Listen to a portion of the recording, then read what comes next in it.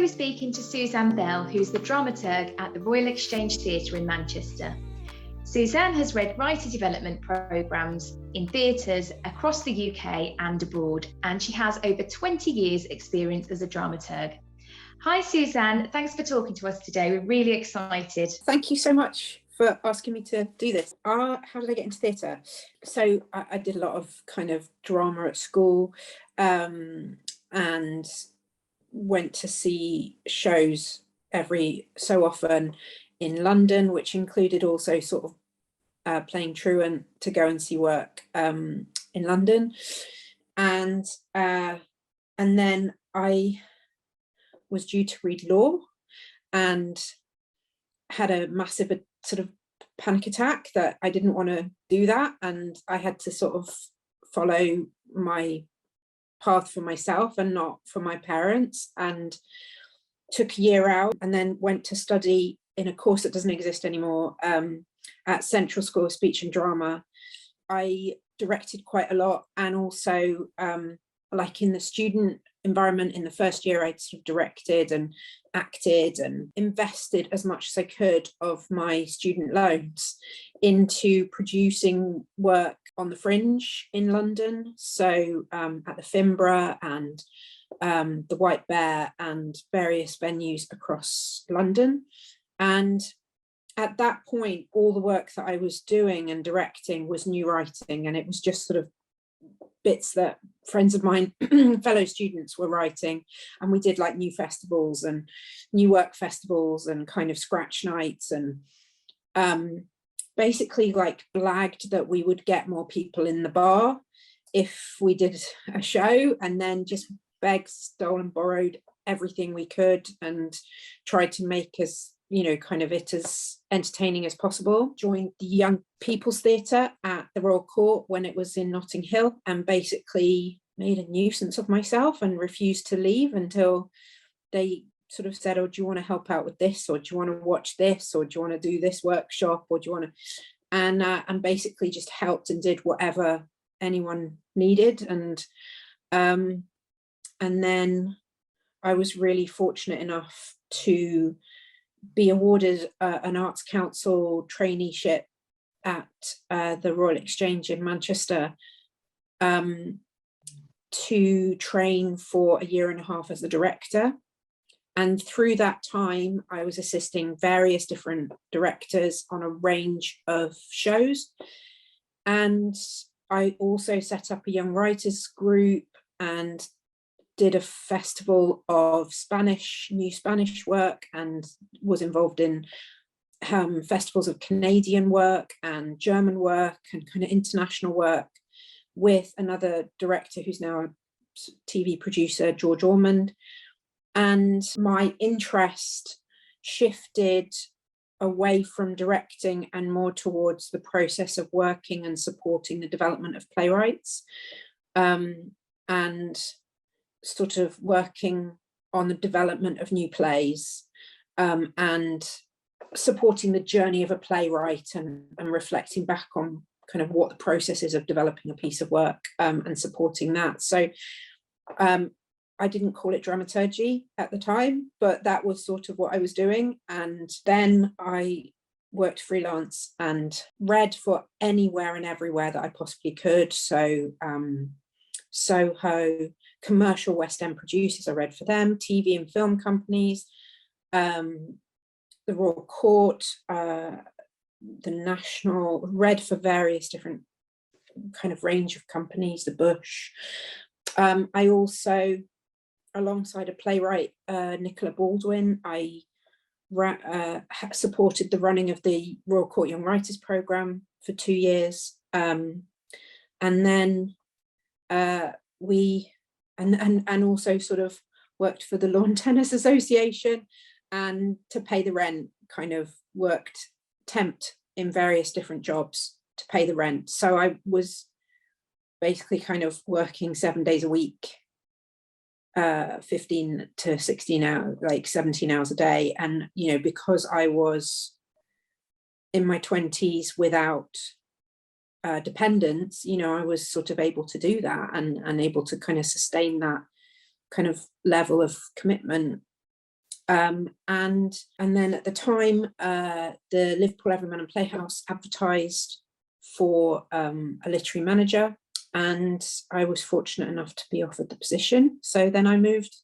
to Liverpool and then sort of became a literary manager and did a lot of dramaturgy there, set up a young writers program, set up various kind of writers on attachment schemes, started commissioning and producing work, and at the same time was also still kind of doing a lot of teaching and development and supporting the development of playwrights in a range of different venues and universities and drama schools and kind of companies, which I still do. So I think that sort of gives you like a big sort of overview of my journey, or how it sort of started and how it sort of landed at the role of the literary manager. And then sort of, you know, as I say, the rest is history. I certainly didn't start going, I want to be a literary manager. My background's in directing. I wrote one thing when I was at university. Thank God it was before the days of camera phones and video cameras and YouTube, because we had to perform it and it was dreadful, but I learned a lot. It's really amazing to hear that journey, you know, the path kind of you took to get to the point where you are now. And I think it's quite interesting that everyone we've spoken to so far, no one set out to be a literary manager or a dramaturg, but that's just the path that they kind of took and it kind of developed. So it's really interesting to hear that. Can you tell us a bit about your role at the Royal Exchange and what you do there? My official title is Dramaturg. I do the contracts for writers. I oversee the commissioning. I oversee the Bruntwood Prize for Playwriting and develop those plays once they've kind of come in as winners. I oversee that, the kind of strategy of the Bruntwood Prize for Playwriting. I oversee how we work with writers as the Royal Exchange in terms of how we work with writers and artists more widely to support the ecology across the Northwest, because as a regional theatre, we are funded to support regional talent. So I oversee that and implement that. So set up various writers groups and then support writers on their journey as artists and try and look at ways in which we might give them opportunities to have their work produced or broker relationships with other organisations that might be in a position to produce their work, look at work they might produce and how they might produce it or who might direct it, or, you know, I'm part of that kind of artistic vision and artistic conversation, you know, kind of anything to do with, basically I say anything to do with writers and scripts. I mean, it sounds like there's so many different strands to your work. Do you have, I mean, this is probably a silly question, because do you have, what's a regular day look like to you? Is there a kind of set thing or is every day different? Every day's different, and you know, I quite like that. And literally, you know, I'll sometimes be booking trains and writing contracts and writing letters and doing sort of administration and casting workshops and, you know, doing kind of the administration of the role. And then other days I'll be in a workshop, I'll be in rehearsals, I'll be with a writer, spending the day together, kind of discussing their work and their journey and sort of supporting and facilitating that process. So it really ranges, you know, and other days I'll be reading like 5 or 6 or 7 scripts to kind of look at how we might support that writer or feedback to that writer, or, you know, what, open a dialogue with that writer, or just in terms of staying aware of like the movements of new writing across the ecology and the theatrical landscape of not just the UK, but abroad as well. Wow, yeah. So what is the process for new writers at the Royal Exchange? How do you form relationships with them? As a regional theatre, we have a commitment to support local talent. So talent from across the Northwest has various different avenues in which they might engage with the Royal Exchange. So we have a young writers programme, which is a year-long programme of work for a group of writers. We have various writers groups that engage, that we sort of work with them, and they come to us through a variety of ways. That might be through our unsolicited script window, it might be through a young writers programme, it might be through the Bruntwood Prize for Playwriting, it might be through competitions and kind of workshops, and to support people to be creative in writing. So there's that, and then we have an unsolicited script window where which is runs when we're not running the Bruntwood Prize for Playwriting, and that is open to anyone with a base in the Northwest. And then we offer feedback that we hope is constructive and supportive. We might offer suggestions of kind of, oh, have a look at this play, or it might be useful to look at this play, or, you know, have you thought about sending it to this company, or have you thought about sending it to this director or this producer, and just kind of trying to support them.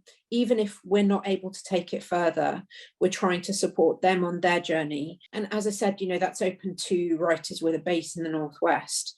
And then we also support and engage with a lot of the kind of playwriting programs and new writing companies that are across the Northwest, whether that's a brilliant company like Box of Tricks, or the postgraduate courses at the University of Manchester and Manchester Metropolitan University. So we kind of engage in lots of different ways that will bring us to the attention of writers. And also, we'll go and see work on the fringe, and writers and agents will get in touch with us and go, or agents or another director will go, have you read this play? I'm really interested in this writer. So there's quite a few ways, and, if only we were able to fully support and produce everyone, we're just not. So that's the practical situation we find ourselves in. As I've mentioned, and I will continue to mention, we oversee the Bruntwood Prize for Playwriting, which is a massive kind of full UK-wide, Ireland and international call out for scripts. And what is fantastic about, we endeavour with the Bruntwood Prize, that the Bruntwood Prize is not just about the winners, it's about how we support playwrights more widely. So things like the Write a Play website and the workshops that we run on that, and the kind of reflections and blogs and articles and kind of they're all to try and support writers and anyone interested in engaging with writing for live performance. And then, we do a geographical breakdown of the top 100. And if there's people based in Scotland, then I will get in touch with the Traverse and the Lyceum and Playwright Studio Scotland and go, can we introduce you to these writers? They made it to the top 100. More than likely, they already know them, but sometimes not. And that's really exciting when you go, oh, there's this, or if there's a writer from Stoke, we go to the New Vic and we go, Teresa, can we introduce you to this writer? And she's like, yes, of course. And then I meet with everyone in the top 100 who's based in the Northwest and just kind of go, where are you at on your journey? How might we support you? What are you looking for? What do you feel are the kind of challenges you face? And what ways in which we might support your development as an artist. So we try as much as possible to kind of look at ways in which we can support the ecology of new writing and support playwrights at various points on their journey. But that, and it's not always just about the winners, So, we look at kind of partnership working with different organizations. That might mean that we workshop a play that made the shortlist that wasn't one of the winners, and we workshop it at a drama school, and we support the development of that writer in that way, and they hear their work read, or we, so we look for ways in which we might not just kind of obviously take those plays that have been announced as the winners, but also the kind of long list, short list. How do we support them? Yeah, I think that's really amazing, because I think a lot of the time with the playwriting competition, there's that sense as a writer, that you submit to it, and if you don't win, that's kind of it. So to be reaching out to that many different writers, and I think the Write a Play website is brilliant as well, because that really does support writers all year round, not just with the aim of submitting. And there's loads of really good resources on there and interviews and things. We've kind of been keeping an eye on that, and we share it with some of our readers. And Chloe Smith, who oversees the website, you know, loves working with the London Playwrights blog and sort of sharing content and supporting each other. And, you know, we're all about sort of trying to support each other and trying to support the ecology, and not about kind of ownership. Yeah, I often exchange emails with Chloe and we go back and forth to share things, but I think it's just brilliant to kind of have that. And I think it's just really valuable for writers, because we're always learning. And I think, you know, you send your play off to a competition and you might not win, or you might not make the long list or the short list, but, you know, to have that support and to learn something from it and to keep learning, that's brilliant, I think. And also what it takes for a writer to finish the script and then upload it and know that someone that they don't know is going to look at it. Go back to your job title at the Royal Exchange. So you're dramaturg there as opposed to literary manager. And I think some of the people we've been speaking to is just different at different organisations. And I just wondered about that distinction. Do you think that's, you know, is it just a job title, or what's the distinction there? So when I first started at the Royal Exchange, I was the new writing associate. I then became the new work associate, I think because there was a move from trying to embody how we support artists to make work that isn't necessarily entirely based on text, or entirely in that kind of classical model of write a first draft, get some notes, write a second draft, get some notes, write a third draft, maybe do a workshop, you know, that sort of classical process structure. And we were trying to look at different ways in which work might be created for our spaces. So my title became New Work Associate, and then it became Dramaturg. So I think that moved, you know, towards sort of dramaturgy more widely. I think a lot of people do dramaturgy. The way in which educational tools might be used to engage people to come into the building, not just to see work, but to engage with the different ways in which, you know, they might be creative. I think that is dramaturgy.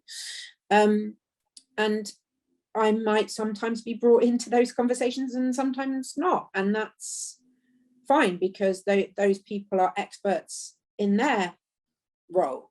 And, you know, I might sort of turn around and go, oh, I don't like that colour, or why have we chosen that colour? And that's not relevant to the conversation. If dramaturgy is a reflection or a kind of questioning of the relationship between movement and meaning, then an awful lot of people do dramaturgy. You could say, you know, why are you called a dramaturg?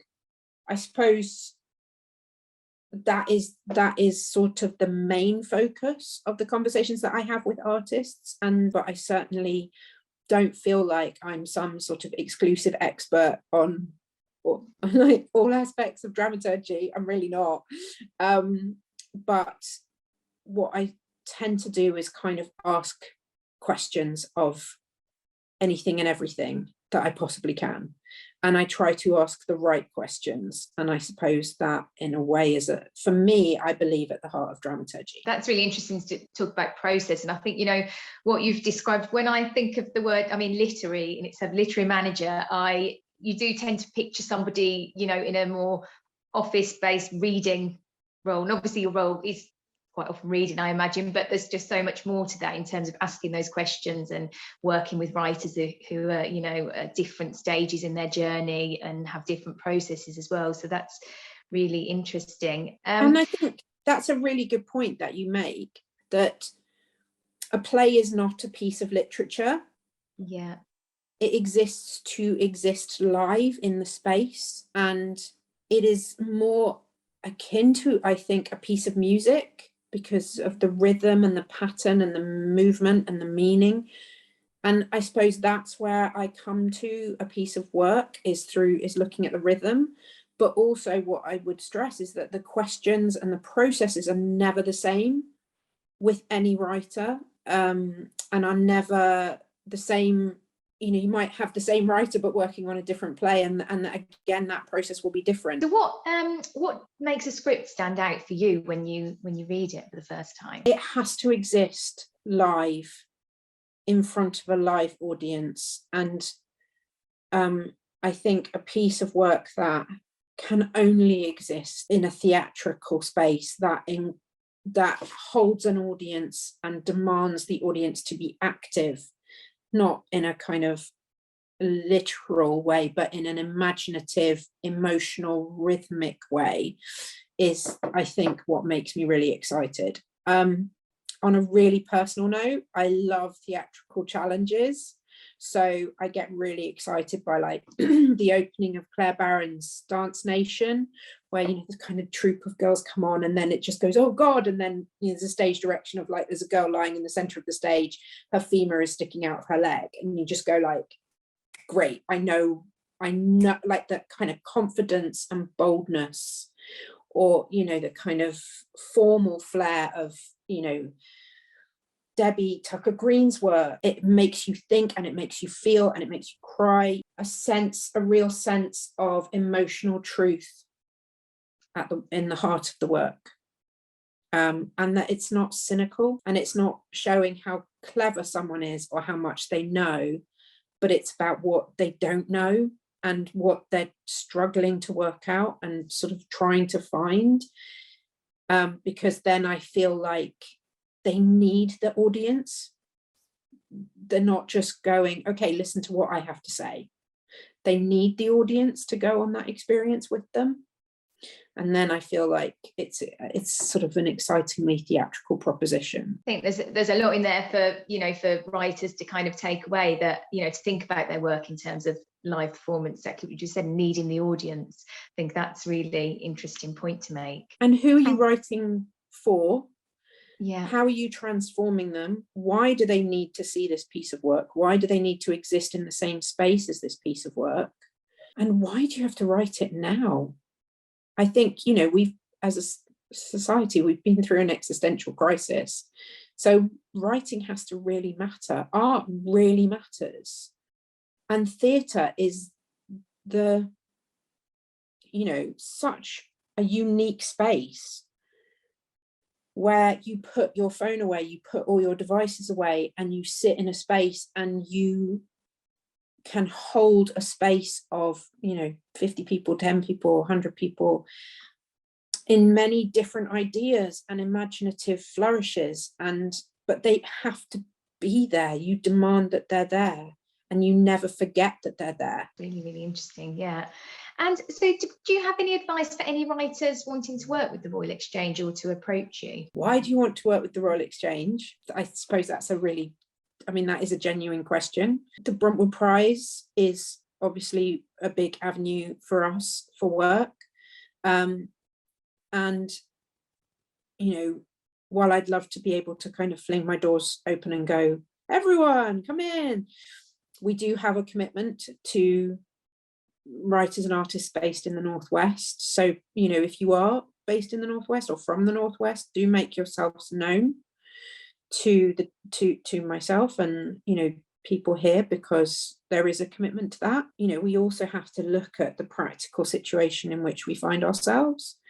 I think it's a really hard time for theatres at the moment, and how we support artists might not be, you know, kind of come and we'll commission you and produce you. It's sort of, we'll find avenues for you and we'll hopefully support you on this journey. But I think don't come with unrealistic expectations about what we can do and provide. And we are not the only port of call. You know, get out there, meet everyone, follow everyone, do, you know, kind of put yourself out there. I know that's really hard, but, you know, there are lots of people, and sometimes it's about finding the right marriage for you. What would you say to writers specifically in the Northwest? Because I know, you know, I know there's loads and loads going on in Manchester. So are there other places they should go to with their scripts as well? Yeah, definitely. Box of Tricks Theatre Company, which I mentioned, Emerson and Ward Productions, Hope Mill, The Contact, Home, the producers in the city, and then further afield, you know, you've got like the Liverpool Everyman and Playhouse, the Octagon in Bolton, Oldham Coliseum, Theatre by the Lake in Keswick, all of whom are engaging with and supporting writers and artists in really fantastic ways. So really, the Royal Exchange is one of only a few, one of many. It's not the only port of call for writers by any stretch of the imagination. As London playwrights, during the pandemic, we were trying to really reach out to as many people as possible. And in some ways it opened that up, because we, instead of focusing on things like live workshops, we went online and we were able to kind of reach out to writers all over the world, which has been fantastic. Do you think things feel more connected now? So do you think the Northwest feels connected in terms of the new writing landscape with the rest of the UK? Yeah, I think this time's been really great for, giving writers opportunities to engage with a completely new range of connections. And so, myself included, I've been watching workshops from America, Australia, South Africa, Eastern Europe, Italy, France, Canada, Brazil. It's been great for that. I've had an opportunity to really kind of broaden what I'm able to engage with. Because it's been online, we still have to ask ourselves what it means for a writer to have a home, and how theatres or companies engage with the artists in their location and the audiences and communities in their location, and how we communicate with them to find ways to be homes for the artists and playwrights in our community. So I think, yes, absolutely, but we mustn't forget that we have a place, and when you have an organisation like the Royal Exchange, you have a responsibility to find ways to bring people into that organisation. And finally, would you have any advice for anybody who wants to work in a literary department or as a dramaturg? Yeah, when I started, there were no courses in dramaturgy, and now, I did some during lockdown, and I was like, wow. I think you just learn on the job. What I would say is reading as much as you possibly can, reading for a range of organizations, like I said, film, TV companies, but also, fringe theatre, a competition, a big organization like the National, a West End producer, because you then begin to read with different lenses, and you look at work in different ways, because you're reading for the identity of that company. Find out where writers' groups are and go, can I sit in? Can I observe? Can I support? Can I meet the writers? And can I read their work? And then finding those relationships that kind of mean something and will kind of connect you with other artists. There are various different networks that you can join as a dramaturg. Definitely check out the Dramaturgs network, and then check out other freelance dramaturgs and what they're up to and how they make things happen. I think there are various different ways. I think you need to ask yourself whether you want to be a kind of theatre / company based dramaturg, or a freelance dramaturg, or an academic dramaturg, and or a kind of dramaturg in community work, or a dramaturg in education work, or there are various different avenues for dramaturgs. And I think that's exciting. That's an exciting proposition for anyone who wants to be a dramaturg. But I think as well, just reading and seeing as much as you can is kind of the main thing. Thank you. Thanks for your time today.